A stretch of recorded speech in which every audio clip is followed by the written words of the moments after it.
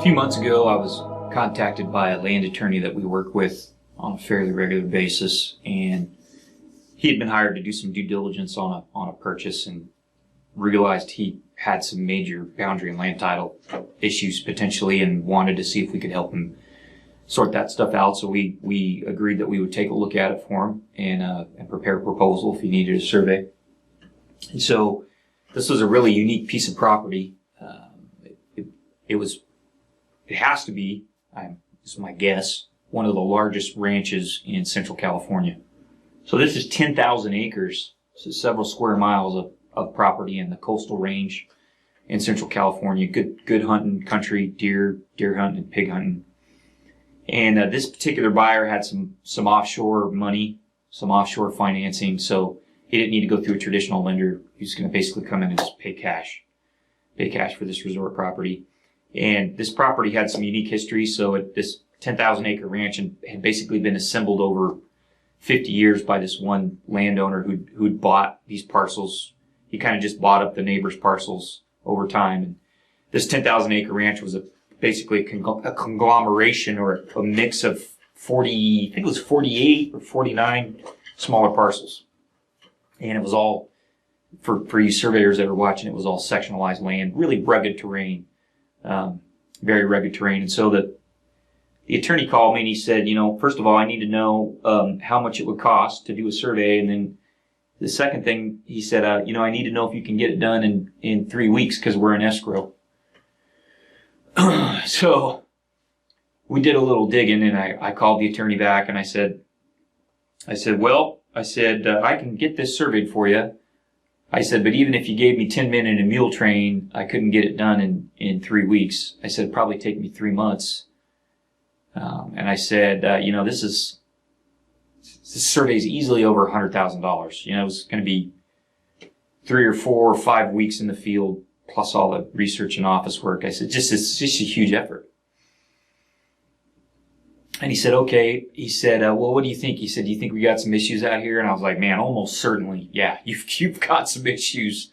I said, I have no idea where some of this land is at. It probably hasn't been surveyed in 150 years, some of it. And you've got roads all over the place and wells and windmills and water tanks and structures and barns. And I said, who knows? He said, yeah, that's what I figured. That's why I called you. He said, all right, let me talk to the client. So he talked to the client. The client came back to me and said, yeah, we really don't want to spend the money on a survey. They said, could you put us together a map with you just lay the tax assessor data over an aerial photo, and we can just kind of use that as a GIS base map, And I thought about it. I said, well, let me think about that. I said, if we were going to do that, I probably wouldn't even charge you. This attorney's a good client of mine. We'd probably just put something together. So I said, give me a few days to think about it. Well, in the meantime, about every 4 hours, 6 hours, maybe this client would call me and have a question, hey, where do you think this road is in relation to the property line? Hey, do you think this barn is on our property? Hey, where do you think this pond is? Can we get to this pond? Where does the property line run in relation to the pond? Hey, how many acres do you think this parcel is? And this is what the APN map says, but what do you think? It looks like it might be more on the ground. What do you think? I finally called the attorney up and I said, you know what? I don't think I'm going to be able to put together a base map for these guys. I said, at some point I worry the information I show on that base map could be highly inaccurate and is going to cause more problems than it fixes. And I realized at some point, based on all the questions I was getting, that giving these guys information that wasn't survey grade, giving them something that wasn't a good survey wasn't going to help them because they were going to misuse it. Even if I warned them and put disclaimers on it and it didn't matter, the map was going to get misused and that was going to harm them and cause me liability potentially. And so I told the attorney, I said, look, you just got to tell these guys if they need a survey, they're going to have to pay for it. And I told them, I said, here's what I want you to do. I think the purchase price of this ranch was $10 million. I said, go back to the seller and tell them, hey, you haven't gotten any of this surveyed over the last 50 years. We have no idea where it's at. And we need $500,000 knocked off the purchase price. And I told him, I said, get me $200,000 and get yourself $300,000 for all the legal stuff we're going to have to fix after I do my survey and we find out that some of these parcels are landlocked and the fences are out of whack and there's buildings over the lot line and we don't have access to the pond that we thought we had access to, we're going to have to sort all that out with the neighbors and with the county. He said, all right, we'll go back to the seller. I'll let you know. So I got a call a few days later from the buyer, and he was upset. I don't understand why you can't just give me a base map, and it shouldn't be that hard. And I told him, I said, look, I understand if you don't want to spend the money on a survey.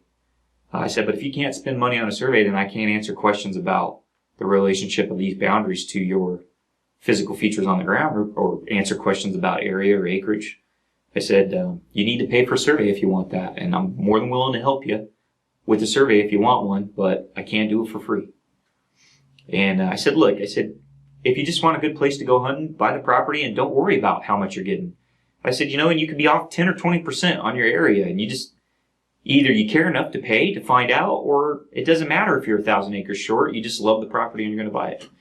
And they ended up buying it without a survey, and that was okay. That was their right.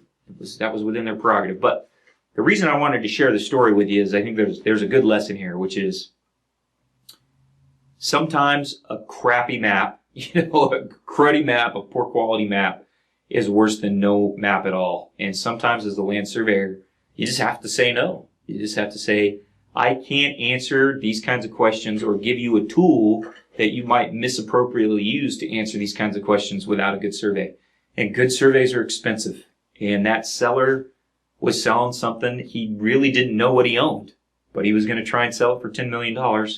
And he found a buyer that was, in my opinion, foolish enough to do that. And they should have got a survey. They should have waited 3 months and paid $100,000 to get a good survey, or $200,000. And there's not a doubt in my mind at some point down the road, those gentlemen will have some problems with that property. And at some point it will have to get surveyed. So don't be that guy.